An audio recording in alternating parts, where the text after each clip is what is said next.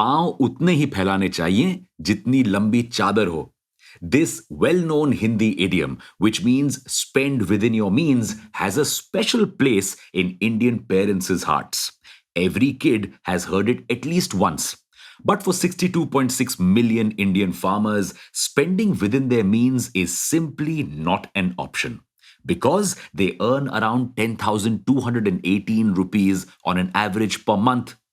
But why do farmers earn so little? Welcome back to Revolution Read On, a daily podcast where we break down one story from the world of business and finance. Click on the subscribe button to never miss an update from us. Here's your story for today. There are several reasons that Indian farmers earn so little. And there are several reasons this income is so low despite minimum support price, the minimum amount of money a farmer gets for a crop, and farm subsidies. One major reason is the fluctuating prices of crops. Yes, despite MSP, which is only applicable in case of certain crops, the prices of crops keep fluctuating based on demand and supply. For instance, if fewer farmers grew onions this season, the price of the crop will be high.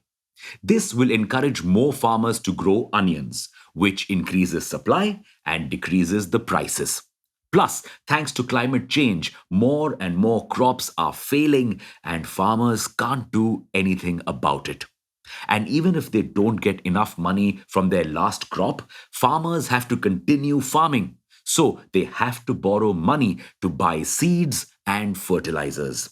This is why the average debt of an agricultural household in India is 74,121 rupees. And because farmers' income is not rising, they are forever trapped in a vicious debt cycle. So, what can we do to solve this problem? A Bengaluru based firm may have found the answer to this question. Alswamitra Botanicals has launched an initiative in the southern part of the country to help farmers, especially tribal farmers and women. Its solution is simple: give high quality seeds for indigenous plants to farmers for free. The farmers can use these seeds to grow crops that require less water, give better yield, and have a higher nutritional content. For instance, it is currently helping tribal farmers grow turmeric that has a very high nutritional value, so much so that companies are ready to pay extra money for it. After growing the crops, farmers can either pay the company back for the seeds, there's no fixed value, farmers can pay whatever they want, or give back new seeds harvested from the crop. This innovative buy now, pay later scheme kills two birds with one stone. Farmers no longer have to take heavy loans, plus, they get high yields and better prices for their crops. But wait, how does Alswamitra ensure high quality seeds for farmers? The company has tied up with a non-profit seed bank. Yes, it is exactly what it sounds like: NGO Sehaj Seed, which has lakhs of high quality seeds. It has 29,000 varieties of rice seeds alone. However, there's a catch. If farmers want these free seeds, they need to form a farmers producers organization. It is basically like a union for farmers. But why make this mandatory? For the farmers' benefit, of course. You see, most farmers in India own less than 2 hectares of land, which means they produce a measly amount of crops, which gives them very little money and even lesser bargaining power. They simply have to accept whatever prices buyers give them for crops and whatever loans lenders give them for seeds.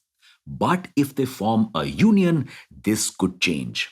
They could have a higher bargaining power and refuse to give crops at a low price. So, you see, the company, which is run on a pro bono basis by a few corporate employees, is trying to leave no stone unturned to empower farmers. But what if farmers still don't manage to get the right amount for their produce because middlemen eat away all the cream? That's the question that bothered Alswamitra. And the company has also found the answer to this now. It has launched a new brand called Grain Forests that allows farmers to directly sell their produce, eliminating the middlemen completely. What's more, the brand buys their produce at a 25% higher price than the market value. How can it afford to do so? Because products made from its organic crops sell for higher prices in the market. While a normal turmeric powder from FMCG companies like Tata Sampann, MDH, Everest cost an individual around 120 rupees for 500 grams of powder, Grain Forests sells the same for 235 rupees. But it doesn't take away most of the profit for itself. It gives 40% back to the tribal community, which is also involved in the packaging of these products. So, Grain Forests has become a marketplace, employment unit, and welfare generator for these farmers and tribals. If more companies and collectives like this emerged, we could truly make a difference in farmers' lives and help them substantially increase their income. The government should also focus on such initiatives and help them grow from regional to national. With that, it's a wrap on your story for today. Thank you for listening in. We'll be back tomorrow.